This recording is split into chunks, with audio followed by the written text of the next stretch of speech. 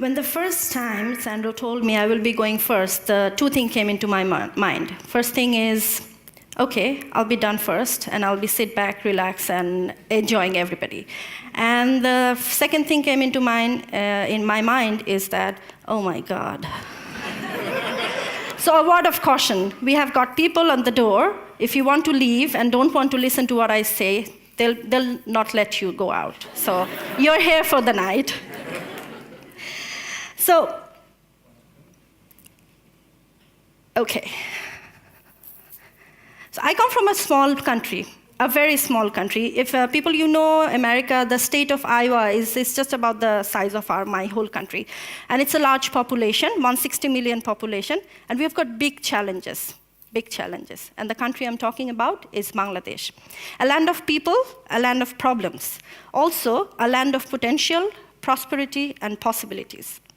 So many people living in such a small landmass, struggling for small things of life, and still smiling and being happy.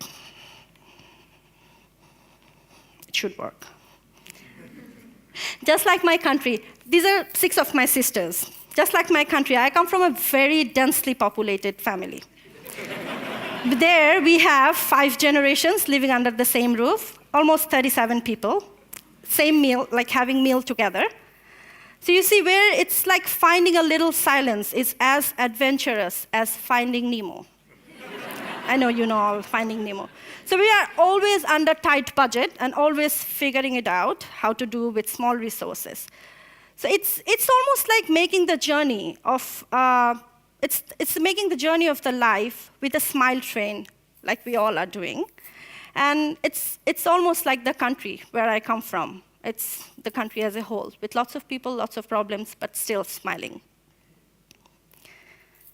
Today we're here with a dream, as Sandro said, a dream of having an NCD-free world where no one would die because of a preventable cause of NCDs. Coming from such a land, today I come to share some stories. Stories of happiness, stories of helplessness, stories of hope, stories of human faces of NCDs. These are not just numbers. These are stories of people living, dying, and surviving.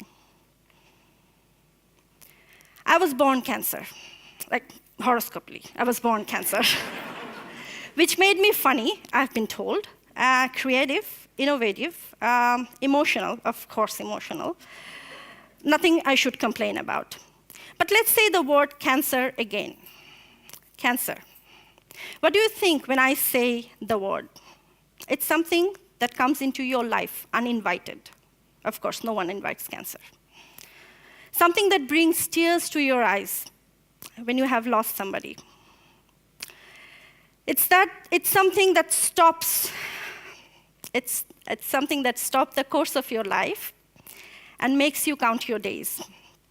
Something that gives you the courage to fight back and see the end of this legacy of death. Ever wondered how many of us are suffering from cancer? Or how many of us are dying? Ever wondered how this 6-letter word can change the course of somebody's life? I have 2 stories to tell you. This train is known as the cancer train. If somebody is from India, they might know it. It was a regular train. It travels from the north part of India, north state of Punjab, to Bikaner city every night. But once the government of India, they noticed that majority of the passengers of this train are cancer patients. And the reason is because they travel from that state, the northern state of Punjab, where they had the Green Revolution back in 70s and 80s.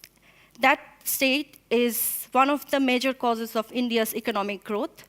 That state is also one of the highest users of pesticides in India. And that state is also has highest incidence rate of cancer in India.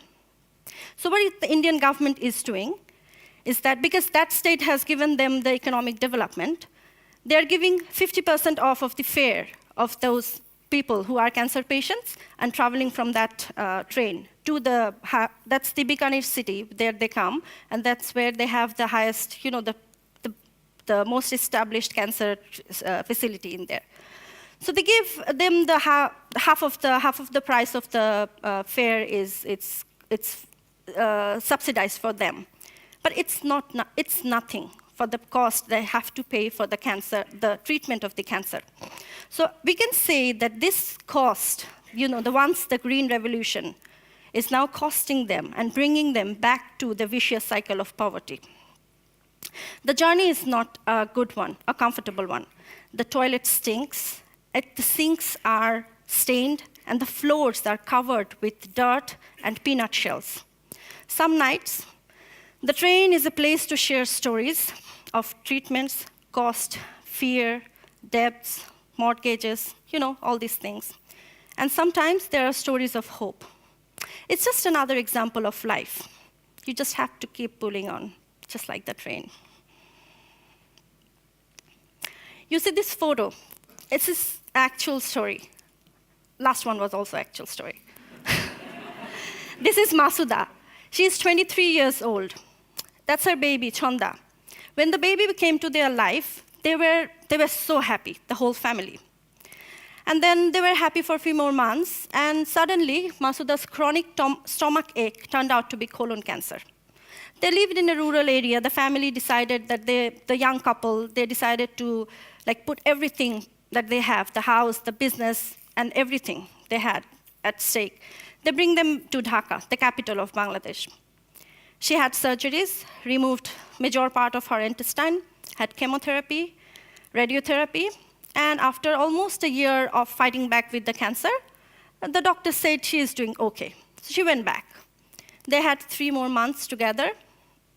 They were happy. They thought they finally win the war against cancer, but cancer struck again after 3 months in a different organ. Masuda thought it's not a good idea to, lose again everything they had. They already have too much debt and mortgage. But Masuda's husband was, no, we are going to have the surgery again. So they had the surgery again 3 more months. Again surgery, doctors, hospital corridors, late night, anxious moments, prayers, debt, mortgage, more mortgage, borrowing, loans. That's all. 3 months of doing all this, but she doesn't make it this time. She was too weak of taking all these things, all these worries. Now all Masuda's family has is memories, debt, and more debt, and a lifetime worth of worries to how to give Chanda, the little baby, the kind of life she deserves, a kind of better life with no debt. For so many sitting here, so many of us, life is beautiful. It's sunny, it's beautiful, sitting with loved one. But for this beautiful baby out there, life is beautifully cruel.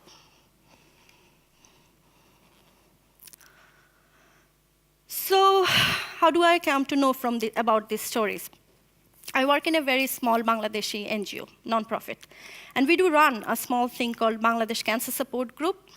There we try to raise money. It's really hard to raise funds. We try to do matching, pairing cancer patients. So we try to find a cancer patient who is from a well-off family. They can pay for their own chemotherapy. And then we ask them, would you like to donate a chemotherapy to a person who lives in a resource-poor family? Generally, we get good responses. Sometimes, no, not so good responses, because they have their own disease to fight back. We understand that. We also do screening for women living in slums, because they don't know what they might be carrying.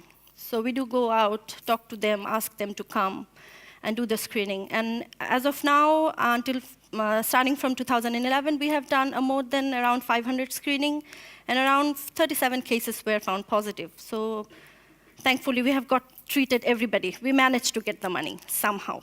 We always figure it out. So these are small steps, really small baby steps, but it's not enough. It's not enough at all, really baby steps. It can help us to start the stage, but it's not. It's still the families are struggling whenever we tell them that, you've got. Every time I got a positive case, I feel 2 things at the same time. It's a sigh of relief that yes, we got her in an early stage, And the sigh of panic, now how am I going to talk to them? Now how am I going to tell them that this is what you are going to, the screening, again, testing, diagnosis, these things. So like I was saying, we reach out to our family, to our friends, and ask them, would you like to help us? Some help us, some shook their hands, some walks away, but at least the journey has started. Back in 2011, when the United Nations was having their high level of meeting on NCDs, I wrote a blog. It says the 3 letters. The title of the blog was 3 letters. And the basic idea of the blog was that how we missed the train back in 2000 of not having the 3 letters in the development goals. And the letters I was talking about was NCD. This missing 3 alphabets costed us 15 years of backlog of going into a global development agenda, the Millennium Development Goals, and or the MDGs, how you like to say it. But now, life has given us, as a global community, a second chance. Because now, standing here in 2013, we are at the verge of going for the next phase of Millennium Development Goal. And there is a possibility it might be called as Sustainable Development Goals, the SDGs.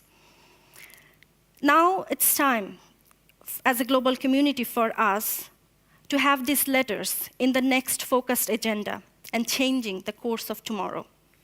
Recognize that this is a problem from my country, from your country, from every one of us. And then it's a barrier to any development. Last week, during the UN General Assembly, Secretary General Ban Ki-moon had a long speech about all the sustainable development goals and what can be done. And he had one line on NCDs. One line to the highest cause of death and disabilities. One line for the issues that can break all the sustainability of any development that we had for the last 15 years. But still, that's a start. 15 years ago, we didn't have that one line. So we can, and we need to do better. For the millions of around us who will face and who are facing NCDs, for people like Masuda, for her daughter, or the people who are riding the cancer train. We must keep this conversation going. We must demand that our leaders see that these are issues of poverty everywhere, and ensure that these are no longer the forgotten burden anywhere. Let's keep being engaged, and let's keep trying to change the course of tomorrow towards an NCD-free world. Thank you.